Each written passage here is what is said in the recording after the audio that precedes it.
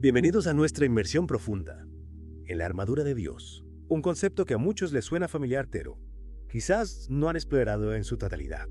Hoy desmenuzaremos este poderoso simbolismo, proveniente de la carta del apóstol Pablo a los Efesios, y descubriremos cómo su significado trasciende el tiempo y puede aplicarse en nuestras vidas, incluso en el siglo XXI. Lo interesante es que la armadura de Dios no se refiere a una batalla física literal, sino a una lucha espiritual que todos enfrentamos a diario. Pablo utiliza esta metáfora para animar a los cristianos a mantenerse firmes en su fe frente a las adversidades. Esa imagen de la armadura es realmente ingeniosa. Es algo que todos podemos visualizar y entender. En este caso, la armadura representa una protección espiritual, una fortaleza interna que nos equipa para enfrentar los desafíos de la vida. Exacto. Y si consideramos el contexto histórico, los primeros cristianos enfrentaban persecuciones, tentaciones, dudas. Necesitaban esa fortaleza interna para no desfallecer. Pablo, con la imagen de la armadura, les estaba diciendo: aquí tienen las herramientas para protegerse y seguir adelante. Es como si les estuviera dando un manual de supervivencia espiritual. Pero en lugar de ser un texto aburrido, utilizó una imagen poderosa que resuena hasta nuestros días. Precisamente. Y la belleza de esta metáfora radica en que cada pieza de la armadura tiene un significado profundo, que nos ayuda a comprender cómo fortalecer nuestra vida espiritual. Me intriga descubrir cómo cada pieza encaja en este rompecabezas de fortaleza espiritual. ¿Por dónde comenzamos a desempacar esa armadura? Comencemos con el cinturón de la verdad. Pablo lo menciona primero, y con razón. La verdad es el cimiento, la base sólida sobre la cual construimos nuestra vida. Claro. Porque si no estamos anclados en la verdad, ¿cómo podemos avanzar con seguridad? Es como intentar caminar sobre arenas movedizas. Sin un punto de referencia firme. Exactamente. El cinturón nos da soporte, nos mantiene erguidos. En este caso, la verdad es ese soporte. Vivir con honestidad, ser auténticos con nosotros mismos y con los demás.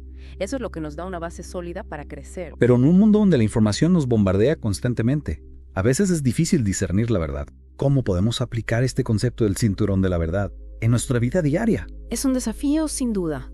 Pero la clave está en cultivar el discernimiento, en cuestionar la información que recibimos, en buscar diferentes perspectivas y sobre todo en ser honestos con nosotros mismos, en identificar nuestros propios valores y principios para que nos guíen en la toma de decisiones. Entonces no se trata solo de descubrir una verdad absoluta, sino de construir nuestra propia verdad. Basada en la honestidad y la coherencia con nuestros valores. Exactamente. Y esa búsqueda de la verdad personal es la que nos da la fuerza para mantenernos firmes en medio de la confusión y las presiones externas. Es como si el cinturón de la verdad nos diera la capacidad de mantenernos en pie, de no dejarnos arrastrar por las corrientes de la manipulación o la desinformación. Y una vez que tenemos esa base sólida, esa postura firme, podemos avanzar hacia la siguiente pieza de la armadura, la coraza de justicia. La coraza. Esa imagen evoca protección, seguridad. ¿A qué tipo de justicia se refiere Pablo en este caso? No se trata solo de actuar con justicia hacia los demás, aunque eso es fundamental, sino también de la justicia que recibimos a través de Cristo. Es la seguridad de saber que somos amados incondicionalmente, que nuestros errores no nos definen, que somos perdonados y aceptados tal como somos. Es como si esa coraza de justicia nos cubriera el corazón, nos protegiera de las heridas emocionales, de la culpa, del miedo al rechazo. Exactamente. Y esa seguridad interior, esa paz que proviene de la gracia, nos da la fuerza para enfrentar los desafíos con valentía y compasión.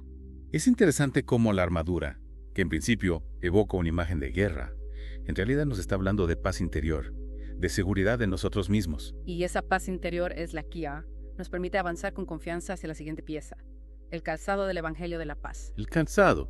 ¿Qué tiene que ver el Evangelio con los zapatos? Piensa en la función del calzado. Nos permite caminar con firmeza, avanzar sin temor a lastimarnos. El Evangelio, el mensaje de amor, perdón y reconciliación, nos ofrece esa misma firmeza en nuestro caminar por la vida. Entonces, el calzado del Evangelio de la Paz nos da la estabilidad para avanzar en nuestro camino, para enfrentar los obstáculos sin perder el equilibrio. Exactamente. Y no solo eso, sino que también nos impulsa a ser portadores de paz, a llevar ese mensaje de esperanza a un mundo que tanto lo necesita. Me gusta esa idea, como si nuestros pasos dejaran huellas de paz, por donde quiera que vamos. Y esa actitud de llevar la paz al mundo nos prepara para la siguiente pieza de la armadura, una que nos protegerá de los ataques externos, el escudo de la fe. El escudo.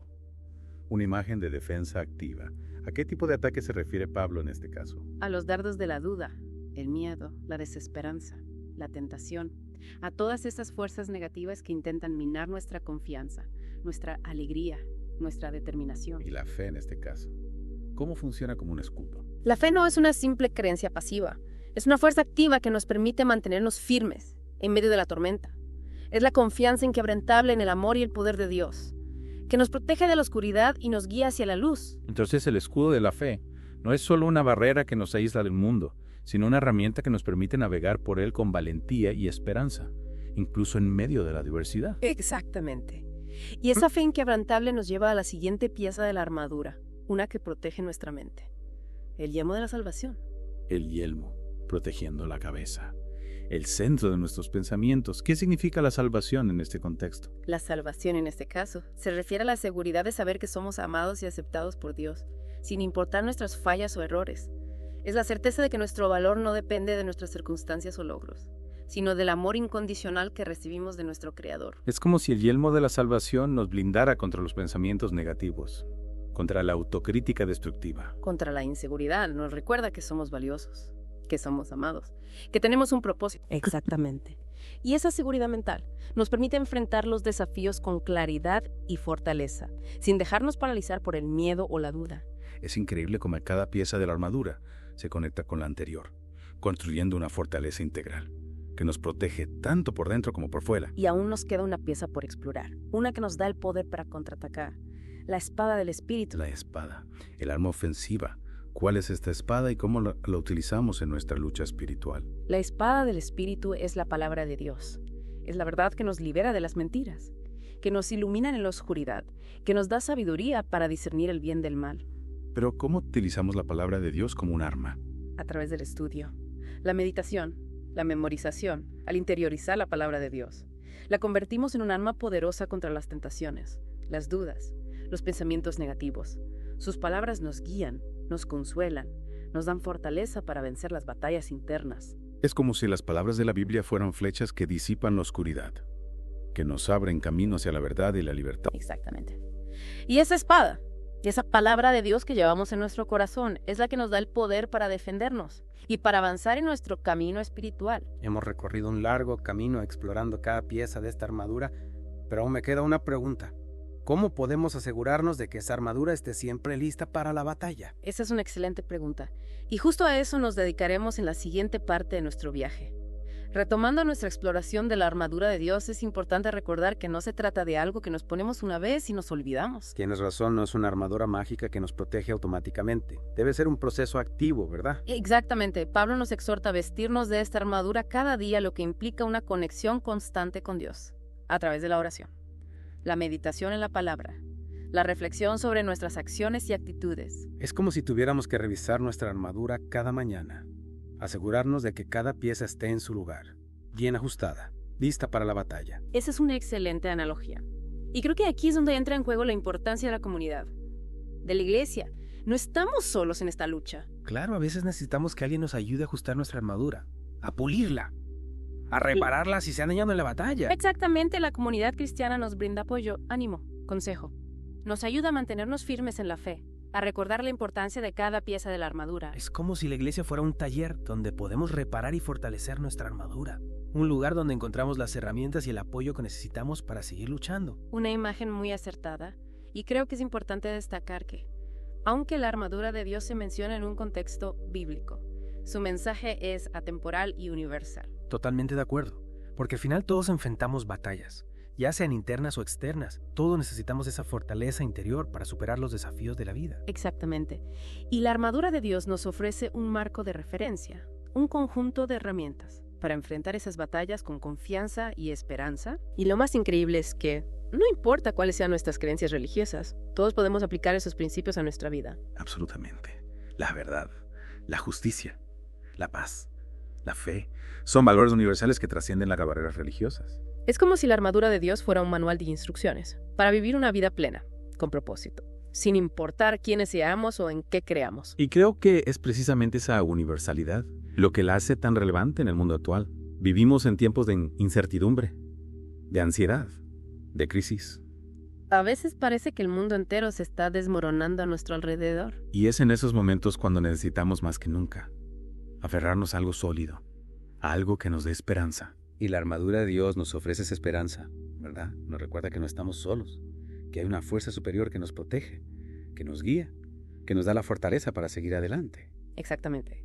Y si observamos cada pieza de la armadura a la luz de los desafíos que enfrentamos hoy en día, podemos encontrar una guía práctica para navegar la complejidad del mundo moderno. Es como si la armadura de Dios fuera un mapa para encontrar el camino en medio de la confusión, un GPS espiritual que nos ayuda a llegar a nuestro destino.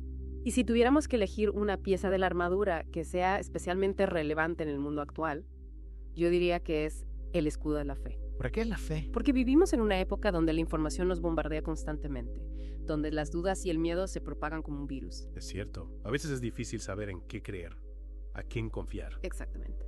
Y es precisamente en esos momentos cuando la fe se convierte en un escudo esencial, una protección contra la desinformación, la manipulación, la desesperanza. Es como si la fe fuera un filtro que nos ayuda a discernir la verdad de la mentira, a mantenernos firmes en nuestras convicciones, a no dejarnos arrastrar por la corriente de la negatividad. Precisamente. Y no se trata de una fe ciega, sino de una fe informada, crítica, que busca la verdad y se aferra a ella con convicción. Es como si la fe fuera un músculo que tenemos que ejercitar constantemente, ¿verdad? Cuanto más lo usemos, más fuerte se volverá. Exactamente. Y al fortalecer nuestra fe, nos fortalecemos a nosotros mismos.